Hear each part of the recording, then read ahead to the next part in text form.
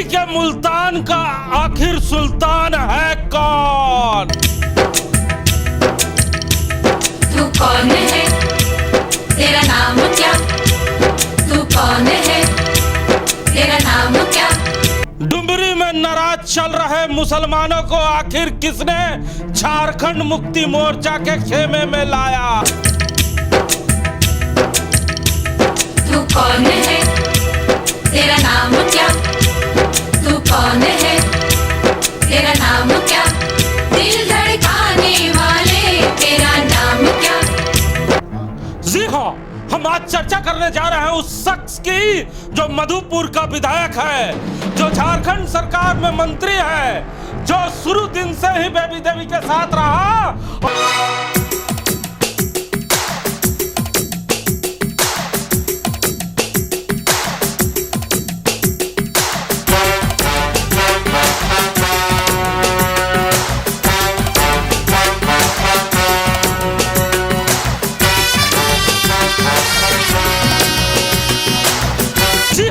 ठीक सुना आपने।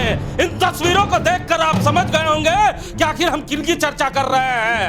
हम मधुपुर के विधायक और झारखंड सरकार के मंत्री हफीजुल हसन की बात कर रहे हैं, जो बेबी देवी के साथ साए की तरह इस डुमरी चुनाव में लगे रहे और ये मुल्तान के सुल्तान के रूप में उभर कर सामने आए। सबसे बड़ा खिलाड़ी वो है, सबसे बड़ा खिलाड़ी वो है, तरह तरह के खेल रचता। डुमरी उपचुनाव की जैसे ही घोषणा होती है तो राजनीतिक पंडित आंकड़ों में जुड़ जाते हैं और डुमरी उपचुनाव का आंकड़े को बहुत ही गौर से देखा जाता है। जब गौर से यह तस्वीर सामने आती है तो उसमें साफ तौर से एक कौम का चेहरा नजर आता है जो झारखंड मुक्ति मोर्चा से नाराज दिखता है। 24,165 वोट जो मुस्लिम समुदाय ने अब्दुल मोबिन रिजवी साहब को दे दिया था, उस वोट बैंक पर झारखंड मुक्ति मोर्चा की नजर टिक जाती है और हेमंत सोरेन तक ये बात पहुंचती है। हेमंत सोरेन विचार करने के बाद ये तय करते हैं कि इस महाभारत में एक ऐसे अर्जुन को भेजा जाएगा जो 24,000 वोट को रिटर्न लेकर इस चुनाव में आएगा। तब फैसला होता है कि झारखंड सरकार के मंत्री हफीजुल हसन को इस बार इस मैदान में भेजा जाएगा। जैसे ही इस मैदान में भेजा जाता है वो दिन रात एक कर घर घर पहुंचते हैं, लोगों को समझाते हैं। जरा इस वीडियो को गौर से सुनिए जिसमें वो मजाकिये तौर पे कह रहे हैं कि लग रहा है कि ये चुनाव मैं ही लड़ रहा हूं और सब बोल रहा कि लगो हफीजे खड़ा खड़ा इतना लेके चल रहा था। तो एक प्यार है। अभी सुदेश महतो भी यहाँ खड़ा है। सुदेश महतो का पार्टी के कैंडिडेट भी यहाँ, वो क्यों नहीं मुस्लिम गांव में वोट मांगना? हम तो झारखंड मुक्ति मोर्चा सब गांव में जानते हैं, कोई जाति का भेदभाव नहीं करते हुए आदिवासी मुस्लिम महतो मंडल चाहे जो भी गांव जाति करो, तो वो वोट जब मांगेगा नहीं तो आपके लिए काम करेगा। आपसे वोट मांगने तब वो इतना नफरत करता है आपसे कि वो आपसे वोट मांगने भी नहीं आते, इसके बाद भी लोग उसको दे देते हैं। खुशियों का दिन आया है, जो मांगा वो पाया है। आज मुझे मेरी माँ ने बेटा कह के बुलाया है। सुना ना आपने इस वीडियो को, जिसमें कितने मोहब्बत तरीके से वो अपने कौम के लोगों को समझा रहे हैं कि जो व्यक्ति आपके यहाँ वोट मांगने नहीं आता है, अगर आप उसे वोट दे देते हैं तो क्या वो काम कर पाएंगे। हमारे साथ बात करने के लिए राम नारायण शर्मा है। शर्मा जी, आखिर क्यों आपने कहा कि डुमरी के मुल्तान के सुल्तान हैं मंत्री साहब?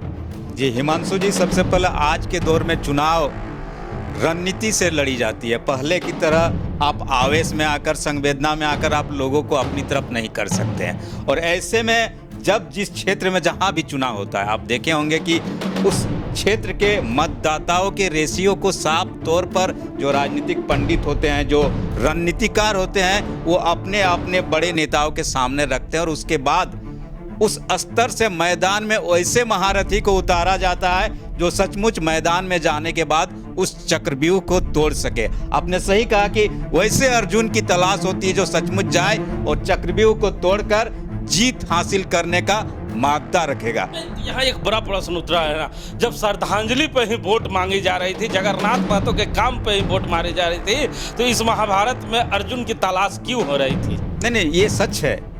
जगन्नाथ दा का नाम बहुत बड़ा है, चेहरा बहुत बड़ा है, लोगों के बीच काम भी उन्होंने किया है, लेकिन कहा जाता है कि जो चुनाव होता है उसमें साम दाम दंड भेद कभी भी कुछ भी आपका काम आएगा और धोखे भी खा सकते हैं आप। तो ऐसे में जिस सीट को सबसे ज़्यादा कहा जाता है कि अहम सीट मानी जाती है, ऐसे में कोई भी पार्टी उसमें रिस्क नहीं ले सकती है। और उसी रिस्क को देखते हुए इन्होंने मैदान में उस शख्सियत को लाया जिसको हेमंत जी को खुद भरोसा था कि ये जो नौजवान है अगर मैदान में जाएगा तो ये अपने स्तर से लोगों को कन्विंस करने की इनमें क्षमता है। और आपने देखा कि किस तरह वो मैदान में एक एक दरवाजे पर चुपचाप, किसी को बताया नहीं, दिन रात लगे रहे।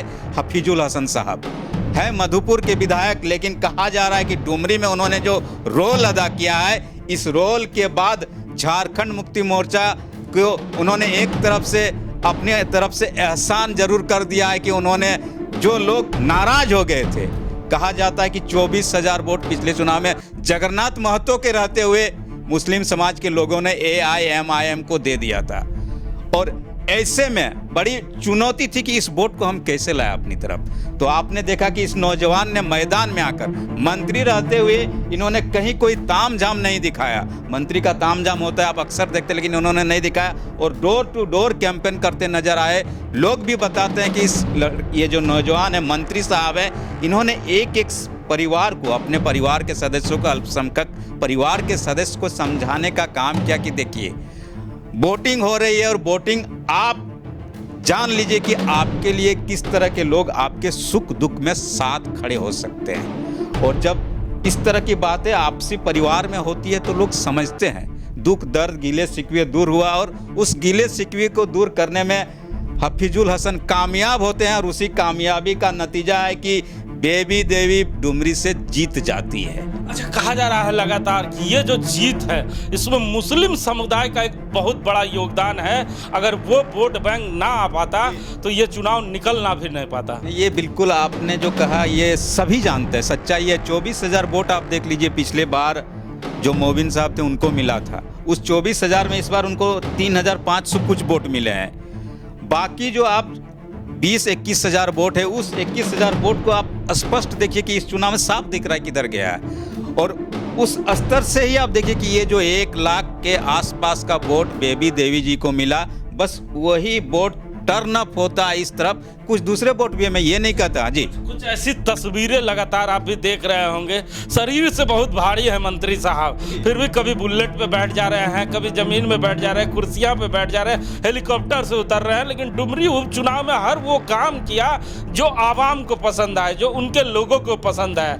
आखिर इतना पसीना बहाया, लेकिन जीत जैसे ही गए, गाड़ी खुद चलाकर बेबी देवी को जुलूस में ले गए। मतलब यहाँ भी साथ नहीं छोड़ा। नहीं, बिल्कुल उन्होंने एक तरह से सारथी का भी लास्ट में काम करके दिखा दिया कि चाची हमने शुरू से आपका साथ दिया और अभी भी जश्न में भी हम आपके साथ हैं और आने वाले समय में जहाँ भी जरूरत पड़ेगी आपका ये दूसरा बेटा आपके साथ हमेशा खड़ा रहेगा। और उन्होंने जो तोहफा दिया है बेबी देवी जी को, जितनी दिन दुनिया में रहेगी याद रहेगा, क्योंकि लोगों को लग रहा था कि आजसू और एनडीए ने जो टसन दिया है डुमरी में, कुछ भी हो सकता है।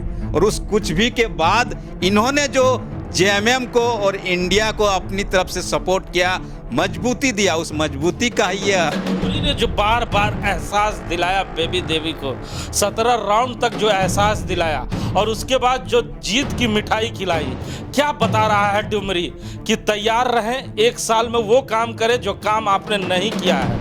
अगर जीत के खुमारी का नशा बढ़ गया तो आने वाले 24 में ये नशा उतर भी सकता है। नहीं, बिल्कुल आप देख रहे हैं कि जो हफीजुल हसन ने जो रिक्वेस्ट किया वो लोगों ने स्वीकार कर लिया। उन्होंने वोट आपको दे दिया, आपको जीता भी दिया, लेकिन अब अगर आप काम जमीन पर नहीं करते हैं, लोगों के सुख दुख की जरूरत को पूरा नहीं करते हैं, तो आपको एक तरह से संकेत भी, क्वेश्चन मार्क लगा दिया है कि आने वाला 2024 में ही आपका चुनाव है।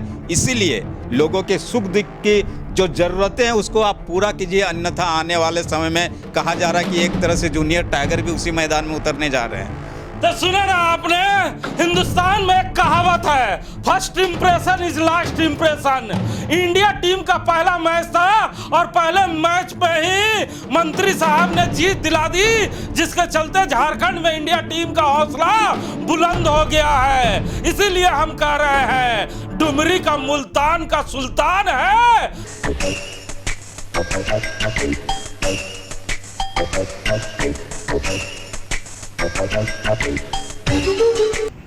सबसे पहले डुमरी उपचुनाव में काफ़ी मेहनत किया गया। उसमें जगह जगह पर हर एक गांव में हम लोग शामिल हुए। ये माननीय हफीजुल हसन साहब की जीत है। आदरणीय हफीजुल हसन साहब हर एक गांव में घूमे, हम लोग भी साथ साथ घूमे, डुमरी में कैंप किए, ये उनकी जीत है। साथ में आपकी जो है हमारे इंडिया गठबंधन की जीत है और साथ में डुमरी के जनता का जीत है। बहुत बहुत बधाई देना चाहता हूँ। कांग्रेस को भी बहुत नेता वहाँ पहुँचे और बहुत मेहनत काफ़ी किए, उसका भी बहुत बहुत धन्यवाद। सबसे पहले मैं डुमरी के जनता को बधाई देता हूँ कि उन्होंने जो अपना विश्वास जताया, उसके तहत शानदार जीत जो है इंडिया गठबंधन को पहला जीत मिली है और इसका जो श्रेय जाता है हाफिजुल हसन जी को जाता है, ताकि चूँकि उन्होंने जो वोट बैंक का जो मैंने स्थिति था उसको अपने रणनीति के तहत उसको तोड़ा और तोड़कर जो है उन्होंने इस वोट बैंक को जो है इंडिया की तरफ शामिल किया और बहुत ही मैंने स्टिक तरीके से जो है सारा चीज़ को उन्होंने फैसला लेते हुए सबको डिप्यूट किया और वोट बैंक को कलेक्ट किया और इसी के साथ ही वो शानदार जीत हुई है। इसलिए मैं स्पेशल तौर पर हाफिजुल हसन जी को बधाई देता हूँ कि उनका जो पहला जो है रणनीति के तौर पर उनको जो सौंपा गया था काम, उन्होंने अपने कामयाबी दिखाई है। धन्यवाद।